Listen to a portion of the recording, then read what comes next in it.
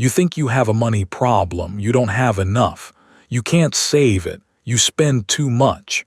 You earn too little, you can't seem to get ahead no matter how hard you try. The bills come faster than the paychecks. The savings account stays flat while the cost of everything climbs. You've tried the budgets, you've tried the apps, you've tried the books, you've tried the discipline.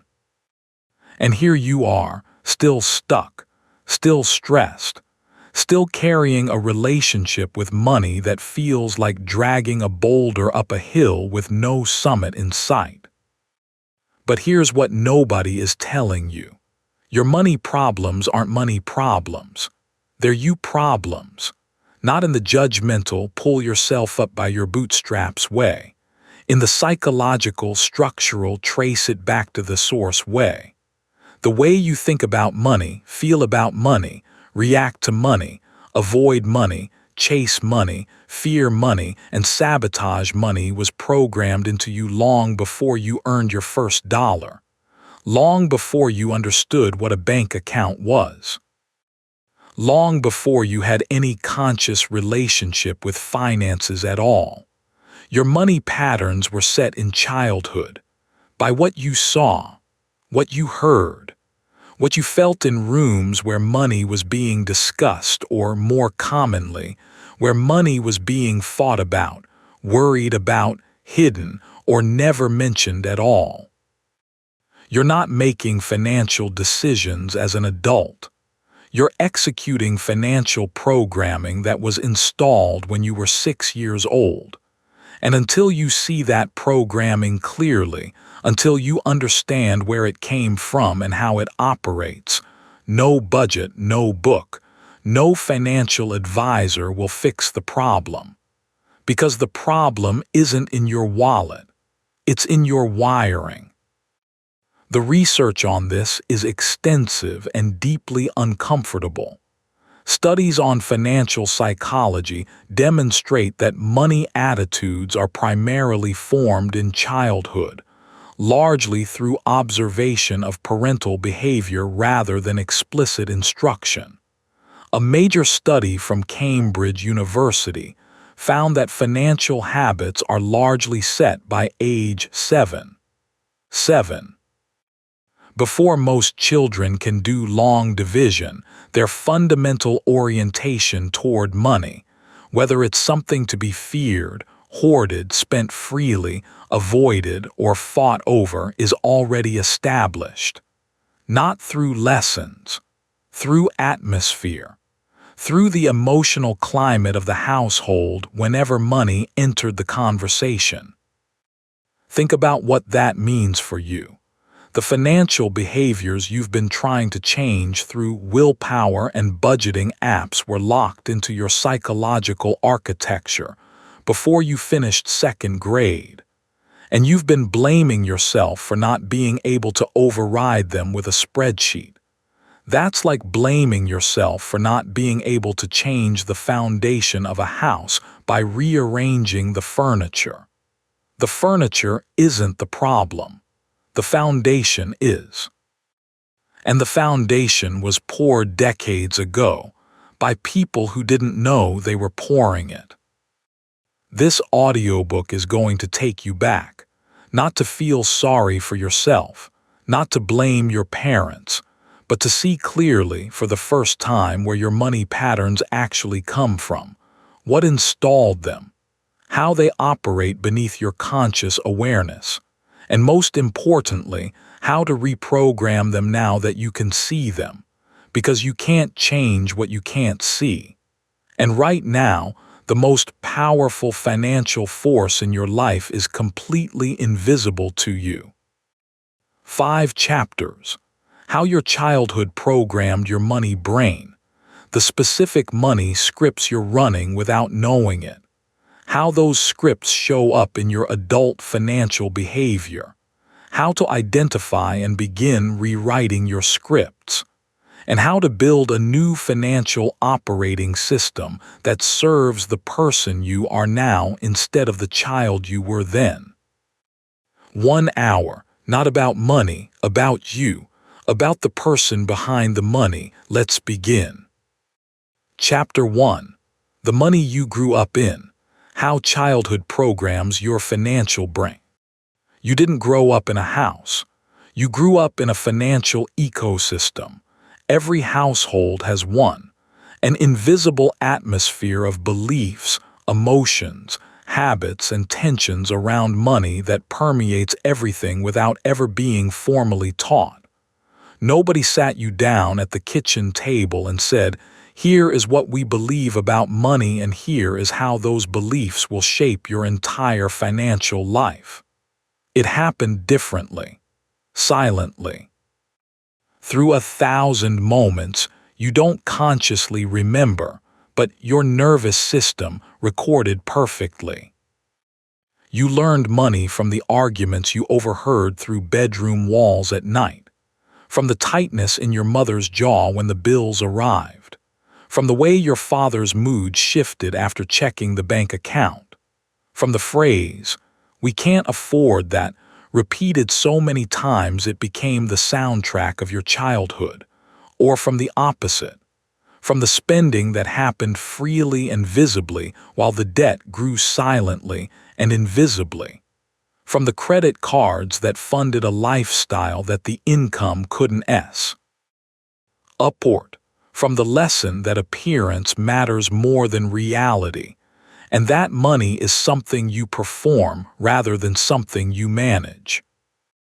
You learned money from what was never said. In some households, money was the unspeakable subject, more taboo than sex, more avoided than death. The bills were paid behind closed doors. The income was a secret. The financial stress was absorbed by the adults and translated into tension, irritability, and emotional unavailability that you felt in your bones but couldn't name. You grew up knowing that money was powerful and dangerous and mysterious, not because anyone told you that, but because the silence itself communicated it. The things adults refuse to discuss are the things children learn to fear. This is crucial. Your childhood money environment didn't teach you facts about money. It taught you feelings about money. And feelings, not facts, are what drive financial behavior. You can know intellectually that investing is wise, but if your body associates financial risk with the stomach-dropping fear you felt as a child when your parents fought about money, your body will override your intellect every time. You can know that saving is important, but if money in your childhood was always scarce, and the only emotional relief came from spending it when it appeared, your nervous system learned that spending equals relief and saving equals deprivation. These aren't beliefs you chose. They're emotional associations that were conditioned into your nervous system during the most impressionable period of your development. And they run your financial life with the silent efficiency of software you don't know is installed. Let me name the primary childhood money environments and what they produce. The scarcity household. Money was never enough. There was always anxiety about bills, always tension about spending, always an atmosphere of not enough that colored everything. Even small purchases were weighed with visible stress. Children who grow up in scarcity households typically develop one of two patterns. Either they replicate the scarcity, becoming anxious and restrictive with money as adults, hoarding what they can and living in perpetual financial fear. Or they rebel against the scarcity, spending freely as adults to escape the feeling of deprivation they grew up with, often creating the very financial instability they were running from. The conflict household. Money was the primary source of tension between the adults, arguments about spending, accusations about waste. power struggles disguised as financial disagreements. Children in these households learn that money is dangerous, that it creates conflict between the people you love, that financial discussions are emotional minefields. As adults, they typically avoid financial conversations with partners, dodge financial planning, and experience visceral anxiety when money becomes a topic of discussion. Not because they lack financial literacy, because their nervous system has been conditioned to associate money discussions with the threat of relationship rupture. Most people miss this about the conflict households impact. It doesn't just create avoidance of money conversations. It creates avoidance of financial intimacy. The ability to be open, vulnerable, and collaborative about money with a partner is a foundational skill for building household wealth. And it's precisely the skill that children of financial conflict households never develop. They enter adult relationships with a deep, pre-verbal conviction that money transparency leads to fights. So they hide spending, maintain separate accounts not from healthy autonomy but from protective secrecy, avoid the financial planning conversations that could actually build shared wealth. The avoidance feels like self-protection. It's actually self-sabotage inherited from a dynamic they had no part in creating. The silence household. Money was never discussed, not argued about, not worried about openly, not celebrated when it was abundant or mourned when it was scarce, just absent from conversation entirely, like a family member nobody mentions. The children in these households learn that money is a private topic, perhaps a shameful one, perhaps a frightening one, perhaps a topic too complex for ordinary people to understand. Whatever the reason for the silence, the message it sent was clear. Money is not something we talk about. Money is not something people like us understand. Money is handled by someone else, somewhere else, in ways we don't need to concern ourselves with. As adults, children of silence households typically have low financial confidence regardless of their actual intelligence or financial literacy. They describe themselves as not money people with absolute certainty, as if this is a permanent, genetic condition rather than a learned belief. They delegate financial decisions to partners, advisors, accountants, anyone who seems more comfortable with the topic than they are. They feel vaguely incompetent around financial discussions without being able to articulate exactly why.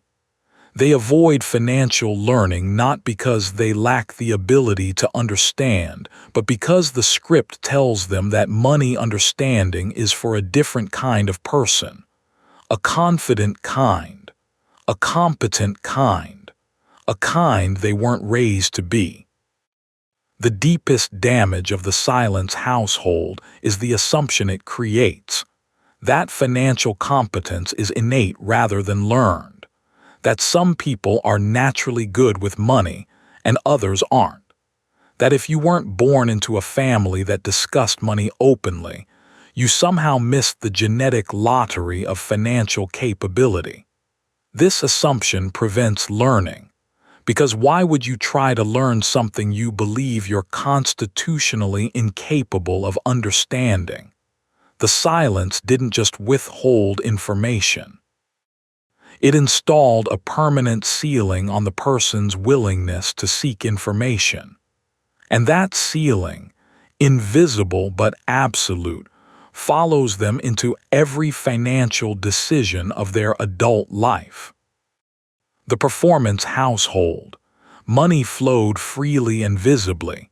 Nice things, nice experiences, generous spending.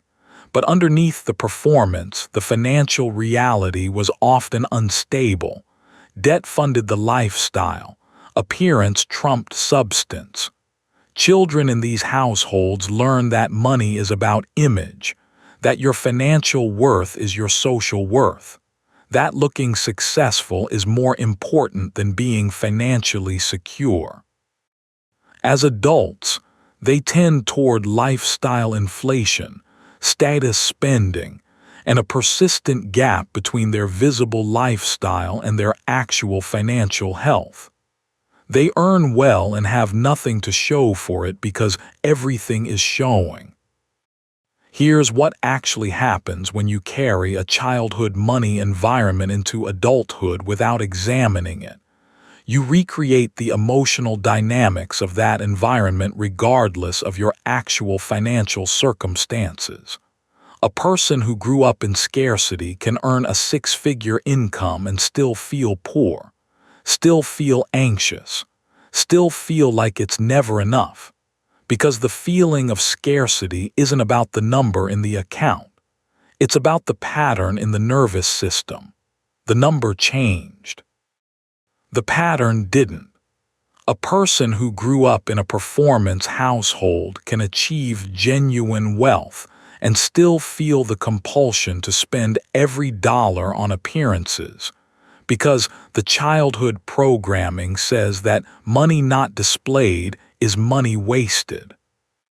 The real reason your financial life looks the way it does isn't your income, your knowledge, or your discipline. It's the invisible financial ecosystem you absorbed before you were old enough to evaluate it. And that ecosystem produced something very specific. A set of internal scripts about what money means, what you deserve, and what's possible for you. Those scripts are running right now. Let's look at them directly. Chapter 2. The Money Scripts. The invisible code running your financial life. Financial psychologists Brad and Ted Klontz identified 4 categories of money scripts, unconscious beliefs about money that drive financial behavior. These scripts operate below awareness. You don't choose to follow them. You follow them automatically, reflexively, the same way you follow a habit. And like any habit, the first step in changing them is seeing them clearly. Money Script 1. Money Avoidance. People running this script believe at a deep, often unconscious level that money is bad, that wealthy people are greedy or corrupt, that wanting money is morally suspect, that there's something spiritually or ethically superior about not having much. That money corrupts, and therefore the less you engage with it, the purer you remain. If you grew up in a household where rich people were spoken about with contempt, where money doesn't buy happiness was repeated like a mantra, where modesty and frugality were moral virtues and ambition was treated with suspicion, you probably carry a money avoidance script. This is crucial.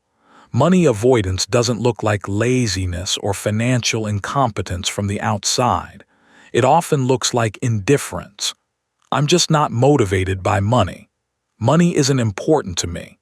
I care about meaning, not wealth. These statements feel like values. They feel like conscious choices. But for many people, they're rationalizations of an unconscious script that prevents them from building wealth because building wealth would conflict with the deep belief that money is morally contaminating. You can't build something you believe is bad. Your brain won't let you. It will sabotage every effort through procrastination, self-defeating decisions, and the mysterious ability to spend or lose whatever money accumulates.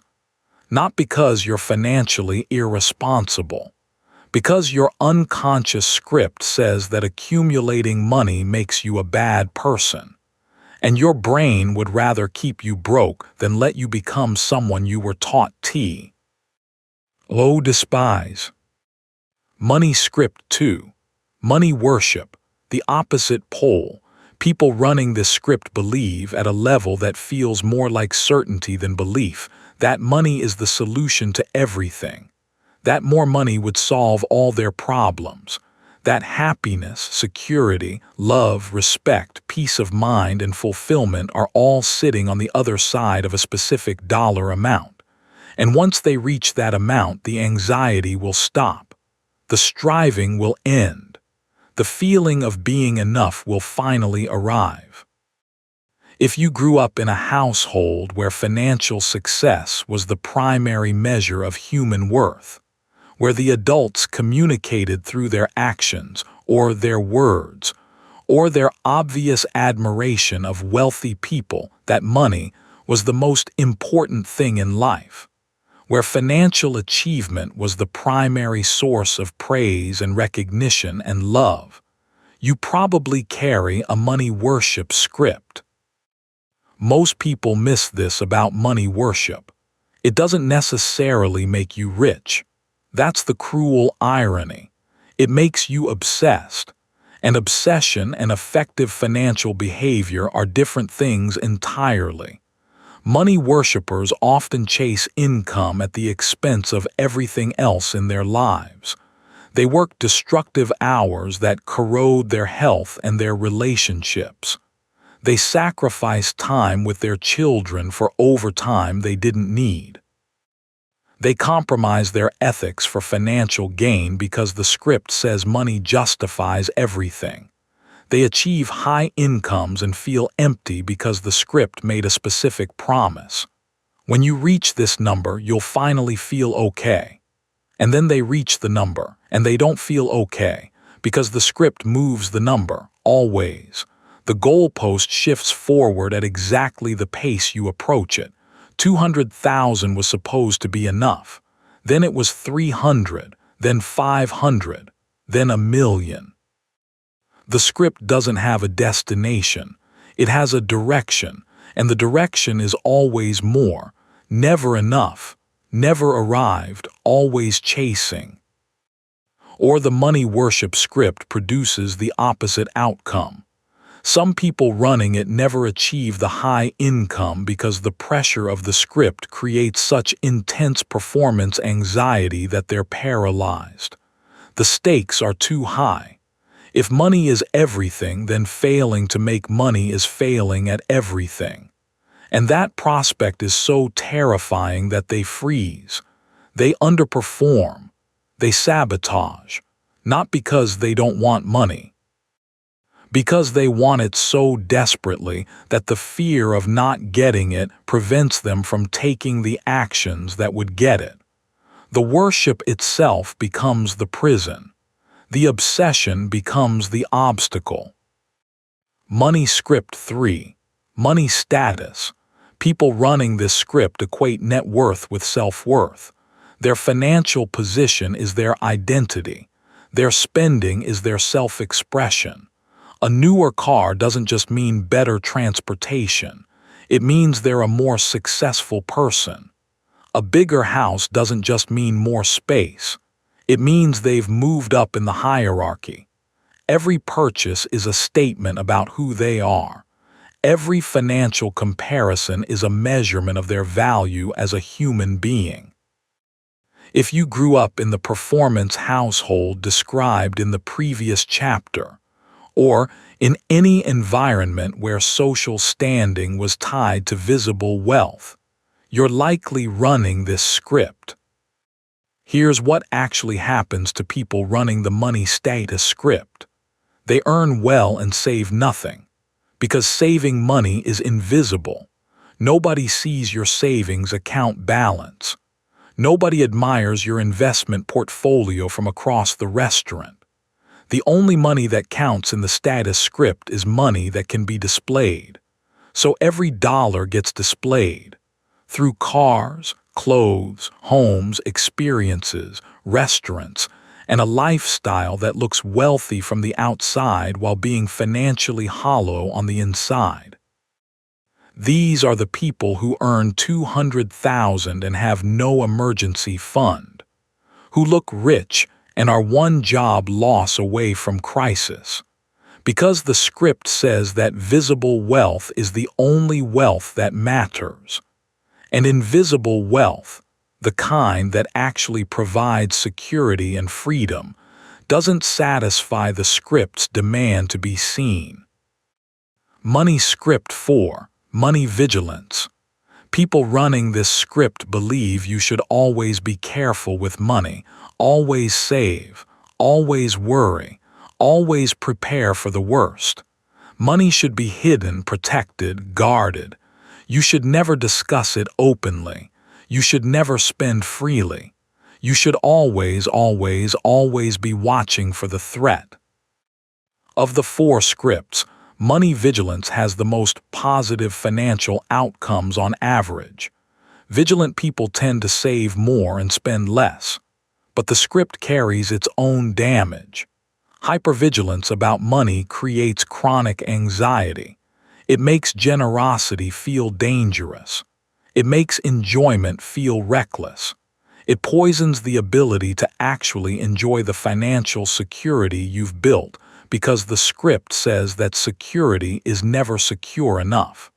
There's always another disaster coming. Always another reason. To save more, spend less, worry harder. People running extreme money vigilance scripts accumulate wealth and can't enjoy it. They have full accounts and empty lives. They retire with more than enough and spend their retirement terrified that it's not enough. The script protected them financially.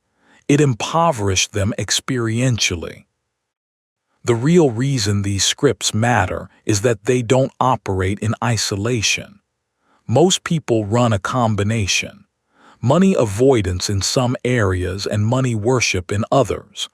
Money status in social settings and money vigilance in private.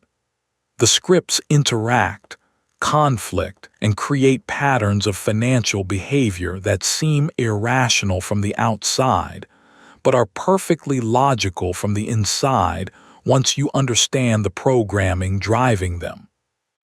The person who earns aggressively and then gives it all away isn't financially confused. They're running money worship, which drives the earning, and money avoidance, which drives the giving. The scripts are in conflict, and the person in the middle is exhausted, confused, and broke. Now let's watch these scripts play out in the financial behavior you recognize in yourself. Chapter 3. How the SCRIPTS show UP, the patterns you didn't know had NAMES.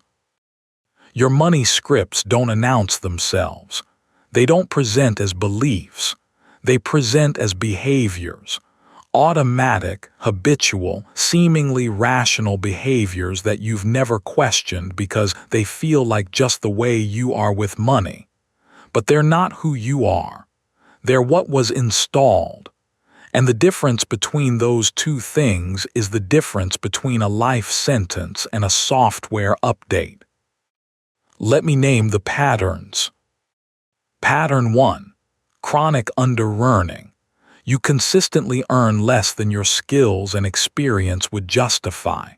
You don't negotiate salaries. You accept the first offer.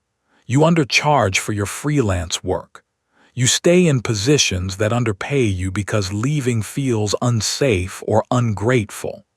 You watch peers with equal or lesser abilities earn significantly more, and you tell yourself they're just luckier or pushier or willing to sell out in ways you're not. This is crucial.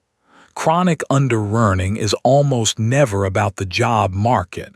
It's about the money script that says you don't deserve more, or the script that says asking for more is greedy, or the script that says money beyond a certain level is for other people, not people like you.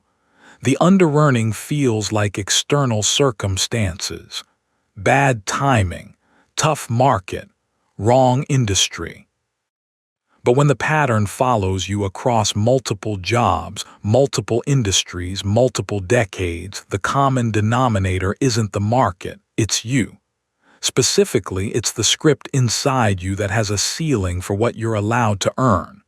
And every time you approach that ceiling, the script engineers a reason to pull back, turn down the opportunity, undercharge the client, accept the low offer, stay in the comfortable role. The script keeps you safe. Safe means small, and small means broke. Pattern 2, compulsive spending. You earn money and it disappears, not gradually, quickly, almost urgently. As if the money burns in your account and the only relief is spending it. You buy things you don't need. You upgrade things that work fine. You shop when you're stressed, bored, lonely, or celebrating. The spending isn't about the objects. It's about the feeling. The brief neurochemical hit that the purchase provides. And then the hit fades and the guilt arrives, and the account is emptier, and the cycle starts again. Most people miss this about compulsive spending's connection to childhood. If money in your household was scarce and unpredictable, your nervous system may have learned that money should be used immediately because it might not be there later. The uncertainty of money's presence created an urgency to convert it into something tangible before it vanished. That urgency became your spending pattern. You're not impulsive. You're conditioned. Your nervous system is executing a childhood survival strategy in an adult context where it no longer serves you. But the nervous system doesn't know that. It's still operating on the data it collected when you were 7, and the electricity got shut off, and the groceries ran out before the month did. That 7-year-old learned that money sitting in an account is money at risk of disappearing. Better to use it now while it exists. Pattern 3, financial avoidance. You don't open your bank statements. You don't check your account balance. You don't look at your credit card statements. You approach them the way you'd approach a dark alley, with dread, with the certainty that nothing good awaits on the other side. You file taxes at the last possible moment or not at all, and carry the low-grade anxiety of that incompletion like a stone in your stomach for months. You don't have a budget because creating one would require sitting down with the numbers, and the numbers feel like a judgment. And like a grade on a test you already know you failed. You carry a vague, floating, unspecific anxiety about your financial situation that you manage not by addressing it, but by avoiding the specific information that would make the anxiety either justified or relieved. The avoidance feels like self-protection. It feels like you're shielding yourself from something painful. And you are. But the thing you're shielding yourself from isn't the information. It's the feeling the information triggers. A feeling that was installed long before the current bank statement existed. Here's what actually happens psychologically when you avoid financial information over extended periods of time. The avoidance reduces anxiety in the short term. You feel genuinely better when you don't look. That immediate relief reinforces the avoidance behavior neurologically. Your brain learns that not looking equals less pain, so not looking becomes the default. But the avoidance simultaneously prevents you from making informed decisions, catching problems early, identifying opportunities, or building the kind of ongoing financial awareness that leads to gradual improvement. The problems don't stop because you stopped looking at them. They compound in the dark, they grow, they metastasize, and then they emerge as crises that confirm the script's prediction that engaging with money leads to pain. See, I looked and it was terrible. No. You didn't look for 6 months, and the 6 months of neglect created the terrible. But the script doesn't process sequence. It processes association. Looked at finances, felt terrible. Association confirmed. Avoidance reinforced. And the underlying script driving this entire cycle is usually some combination of money avoidance, which says engaging with money is inherently unpleasant or shameful, and a childhood experience where financial information was consistently paired with negative emotion. If every time the mail came, your parents' mood darkened. If every time the bank called, the atmosphere shifted. If every time money was counted, someone's face fell. Your nervous system learned with brutal efficiency that financial information equals emotional pain. As an adult, avoiding financial information is your nervous system executing the protection protocol it learned decades ago, in a house that no longer exists, from circumstances that no longer apply. But the protocol doesn't expire. It just runs, silently, until you consciously override it. Pattern 4. Financial self-sabotage. This is the most confusing pattern because it operates in direct opposition to your stated goals. You say you want to save, then you spend. You say you want to invest, then you withdraw. You say you want financial security, then you make decisions that undermine it. You approach the threshold of financial stability and something happens. An impulsive purchase, a bad business decision, a sudden generosity that you can't afford, an opportunity you inexplicably turn down, as if something inside you is allergic to financial progress and creates an antibody every time you get close. This is the money scripts in their most visible form. The self-sabotage isn't random, it's systematic. It occurs predictably at the point where your financial reality is about to exceed the limits set by your childhood programming. Your script says you're allowed to have this much, no more. And when reality threatens to exceed the script's limit, the script intervenes. Through impulsive spending, through bad decisions that feel inevitable in the moment, through the magical ability to find a financial crisis at exactly the moment when crisis was least expected. The sabotage isn't a character flaw, it's a thermostat. Your money script has a set point, just like a thermostat has a set point. And whenever your financial reality drifts above that set point, the script kicks in to bring it back to the familiar range.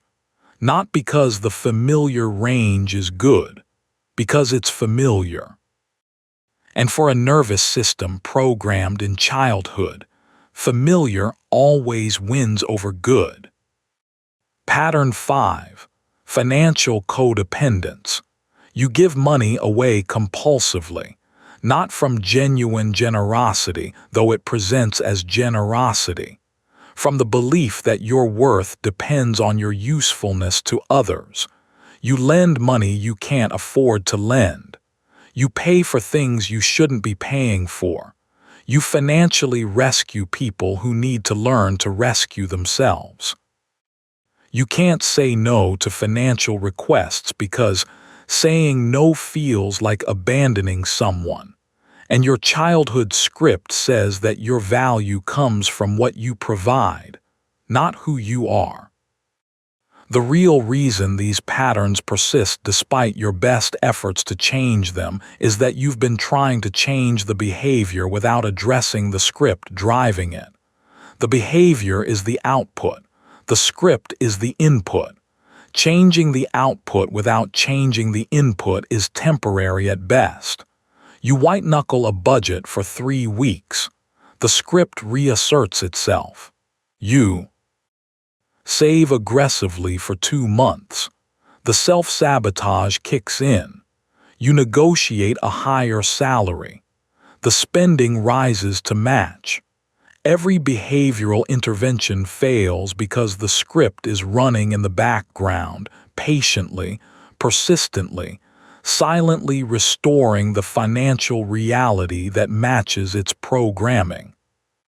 The scripts need to be rewritten, not just understood, rewritten. And that's what the next chapter addresses. Chapter 4. Rewriting the Code.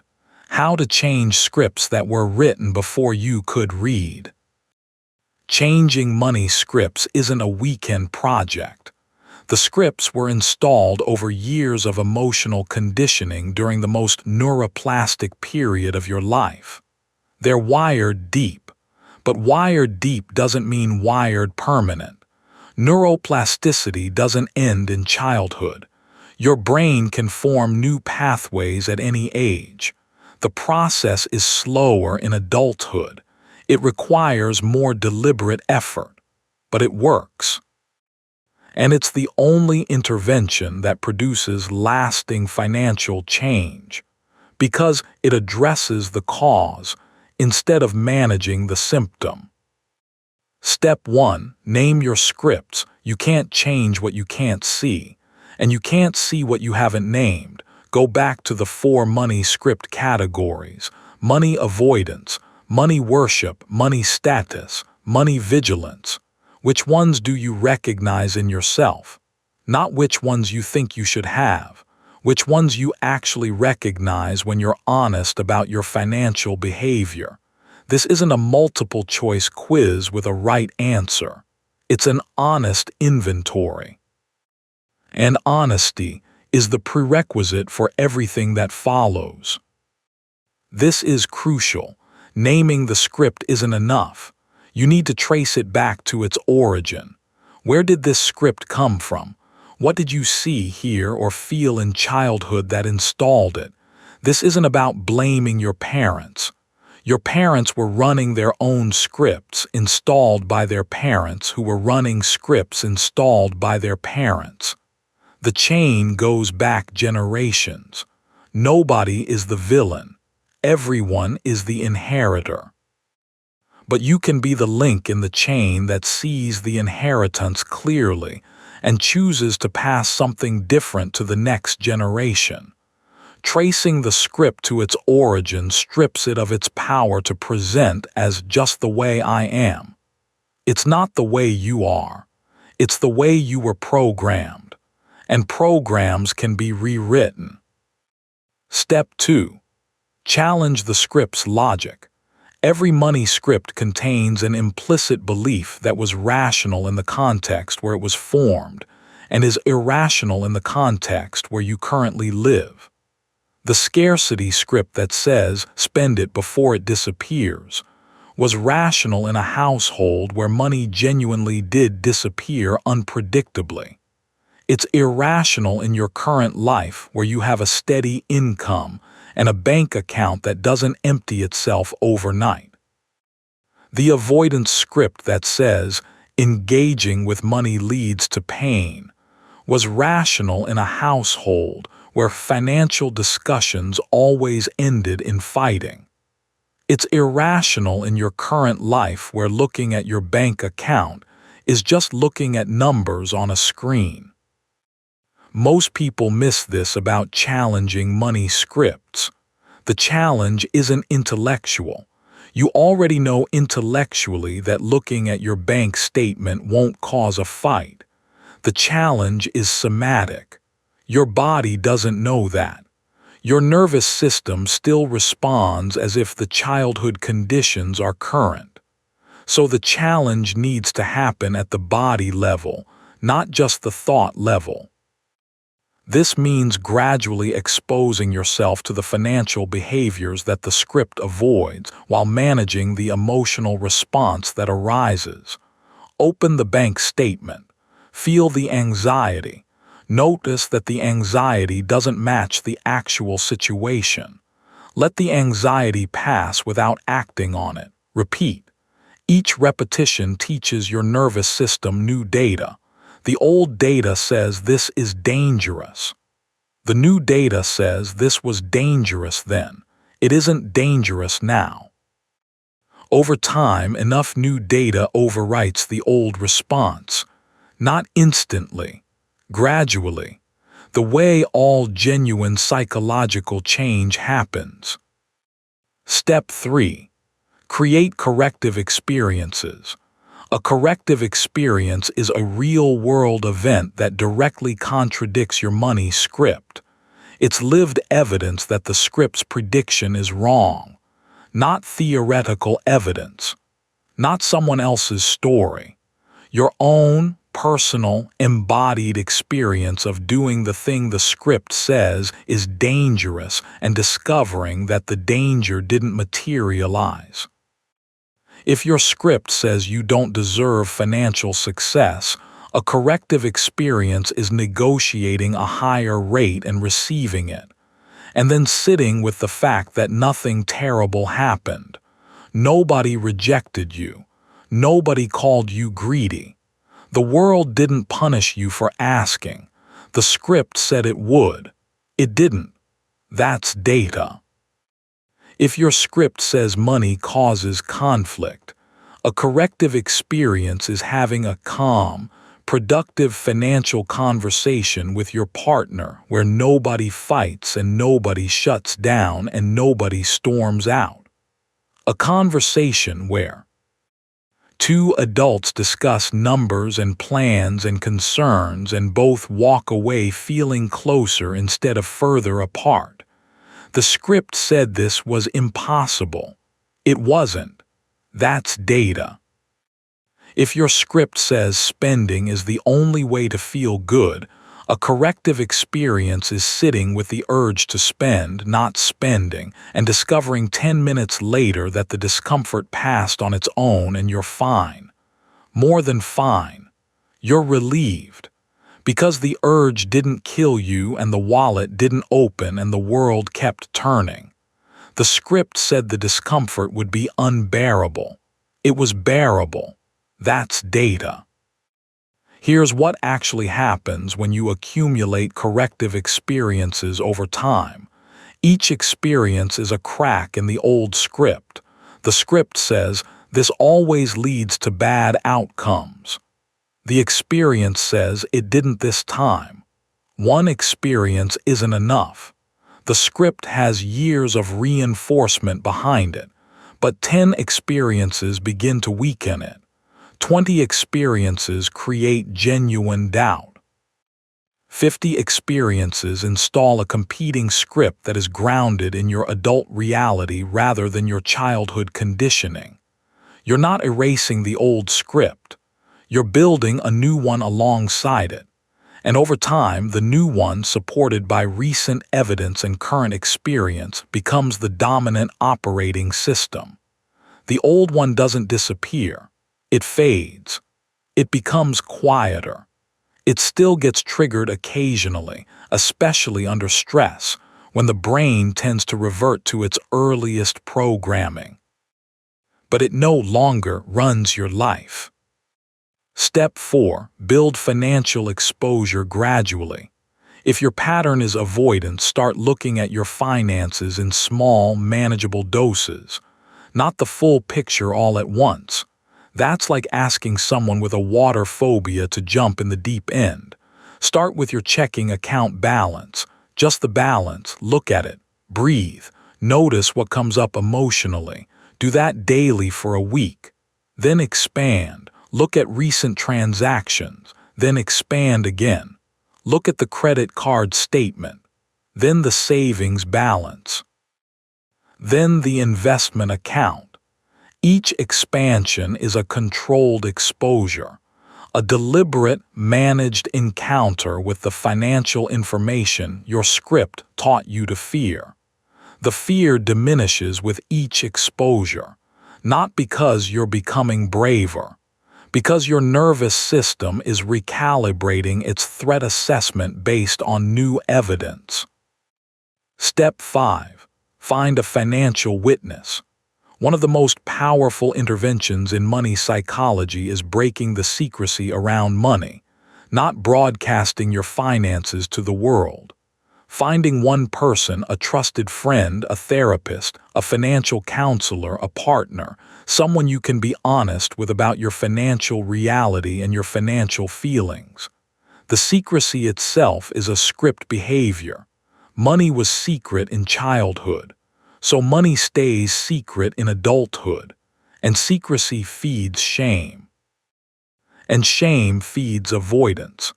And avoidance feeds the very financial problems you're trying to solve. Speaking your financial truth out loud to another human being disrupts the entire chain. The shame loses power when witnessed without judgment. The avoidance loses its hiding place when someone else knows the numbers. The script that says money is too dangerous or shameful to discuss gets directly contradicted by the experience of discussing it and surviving, of being known financially and not being rejected, of being honest about the mess and discovering that the honesty itself is the beginning of cleaning it up. The real reason script rewriting works where behavioral tips don't is that it changes the underlying cause instead of managing the surface symptom. Budgets manage spending. Script rewriting changes the impulse to overspend. Financial education provides information. Script rewriting changes the emotional filters that determine what you do with the information. The intervention is deeper, slower, less photogenic. You can't post, "I traced my money avoidance pattern back to my childhood and had a corrective experience with my bank statement this morning" on social media. But that unglamorous, invisible, deeply personal work is what actually changes your financial life. Permanently. Not for 3 weeks until the willpower runs out. Permanently. Because you change the programmer, not just the program.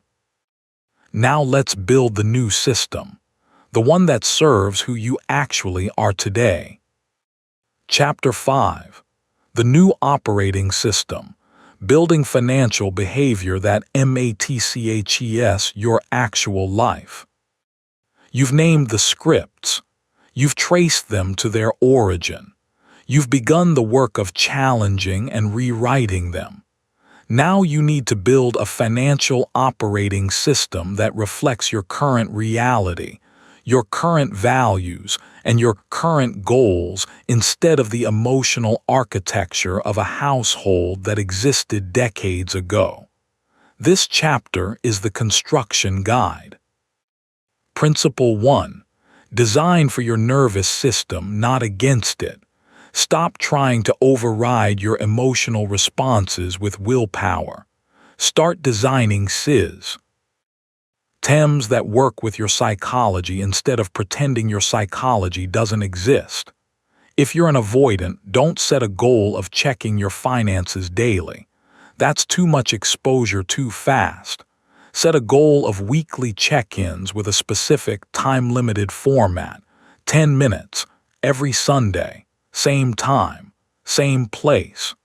The ritual reduces the anxiety because predictability signals safety to the nervous system. If you're a compulsive spender, don't rely on willpower to resist. Create physical and digital barriers between your impulse and your money. Separate accounts, spending delays, automatic transfers that move money out of reach before the impulse can access it. This is crucial. The financial system you build must account for who you are, not who you wish you were. If you build a system that requires perfect discipline, it will fail because you're human and humans aren't perfectly disciplined. If you build a system that works even on your worst day, even when you're stressed, even when the old scripts are screaming, even when your willpower is depleted, that system will succeed. Because it doesn't depend on you being at your best. It depends on the structure being stronger than your worst impulse. And structure, unlike willpower, doesn't have bad days. Principle 2. Separate your financial identity from your parents' financial identity. This is conscious, deliberate, ongoing work. Every time you catch yourself thinking, "I'm just not good with money," ask yourself whose voice that is.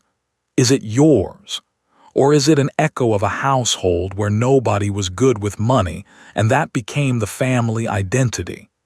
Every time you feel the pull toward a financial behavior you're trying to change, ask yourself whether you're choosing this or whether the script is choosing it for you.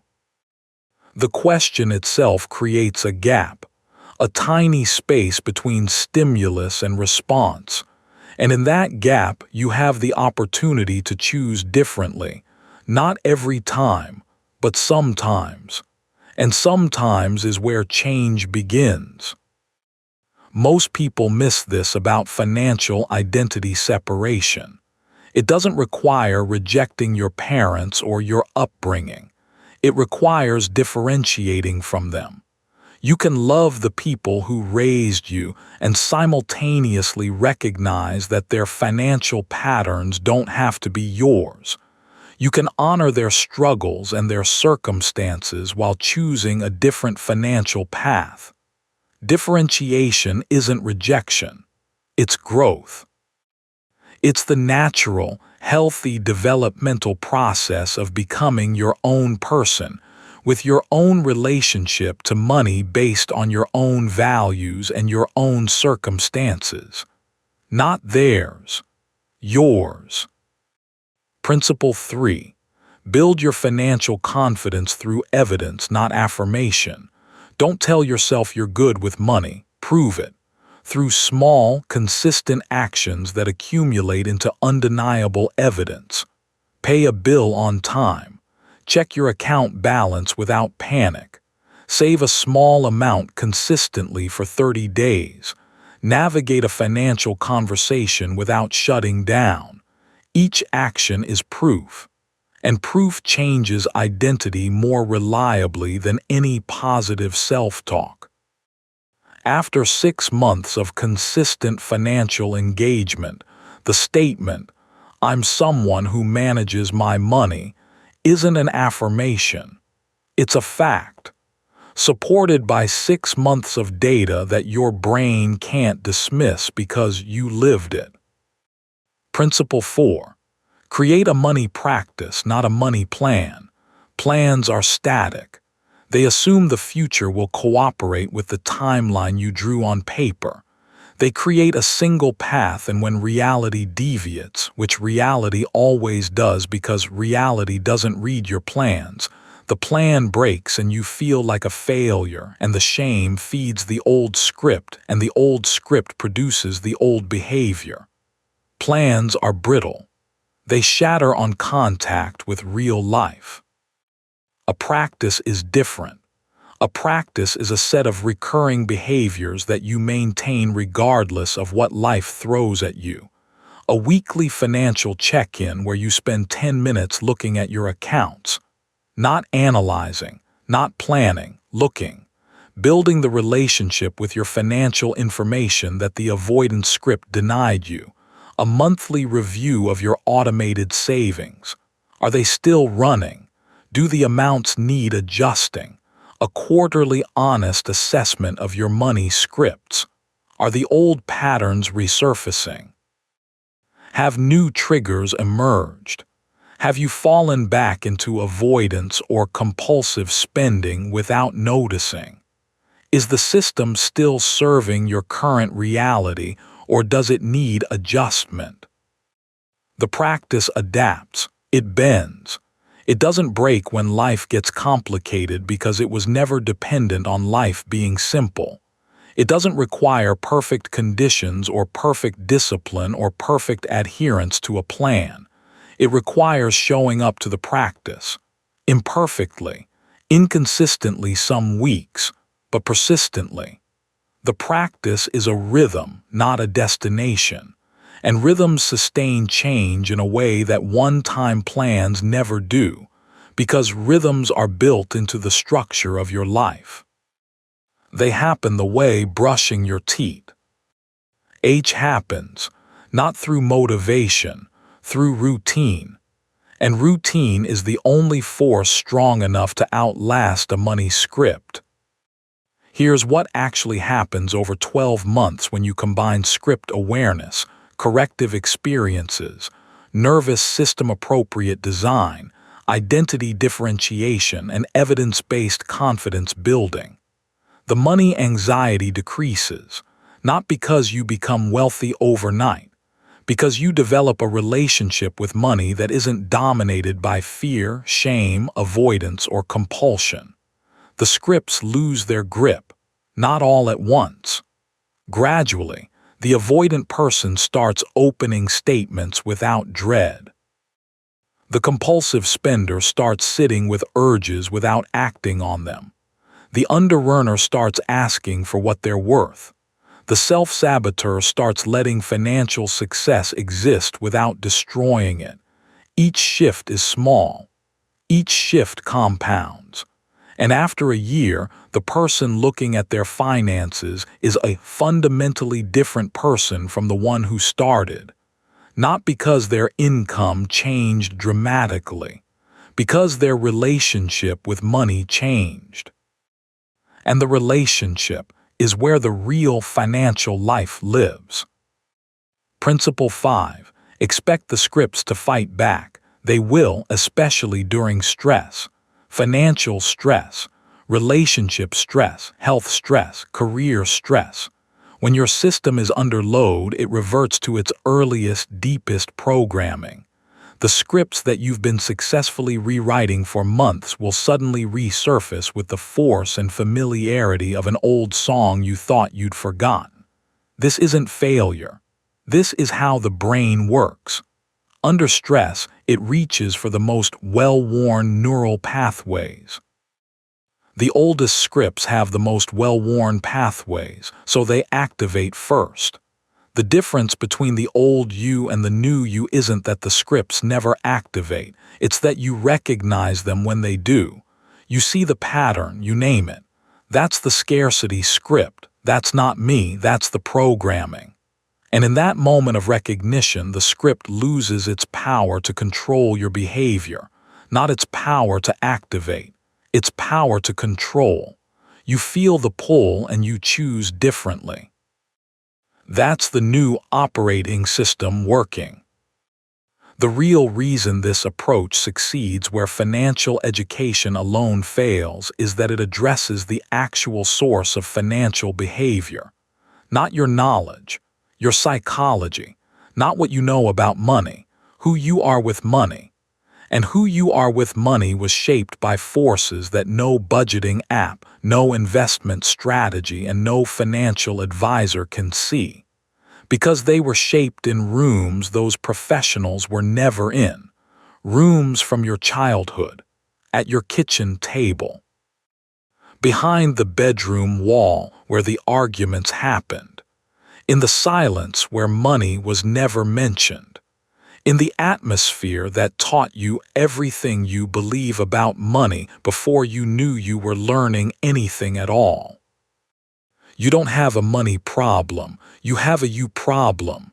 And now you know where it started, and now you know how to change it. Conclusion. Here's what I want you to hear before this ends. Not just understand intellectually. Here in the place where the scripts live, in your body, in your nervous system, in the part of you that was shaped before you had the language to shape yourself. Your financial life is not a verdict on your character. The way you are with money is not a reflection of your worth as a human being. Your spending patterns are not moral failures. Your earning patterns are not measures of your value. Your savings patterns are not grades on a report card of adulthood. They're all outputs. Outputs of a system that was installed in you during the most vulnerable, most impressionable, most powerless period of your life. You didn't choose the installation. You can choose the upgrade. This is the part where most people get emotional. Not because the content is sad, because the relief is enormous. Years of financial shame, years of what's wrong with me, years of watching other people manage money with apparent ease and concluding that you're fundamentally deficient.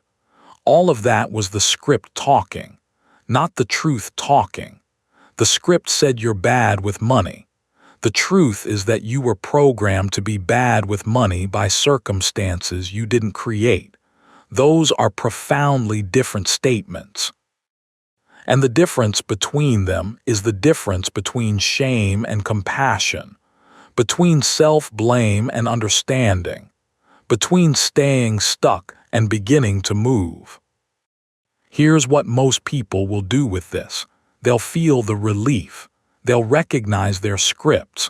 They'll remember the childhood moments that installed them, and then the script itself will intervene. The money avoidance script will say, "This is too heavy, think about it later." The money worship script will say, "This emotional stuff is a distraction from real financial strategy." The money status script will say, "This is fine for other people, but I just need to earn more, and tomorrow will look exactly like yesterday." The script's last defense is making you believe it's you. It's your voice in your head saying, "I already know this, I just need to do it." That voice is the script. The real you, the adult you, the you that exists separate from the programming, is the one that sat here for an hour and recognized patterns from decades ago and felt something shift. Follow that shift, not the script. Tonight, write down one money memory from childhood, just one. The one that came to mind while you were listening. Don't analyze it. Don't judge it, just write it down. Look at it. Let it exist outside your head for the first time. That's the beginning, not of a financial plan, of a financial reckoning. The real kind. The kind that happens inside before it shows up in your bank account. You don't have a money problem, you have a you problem.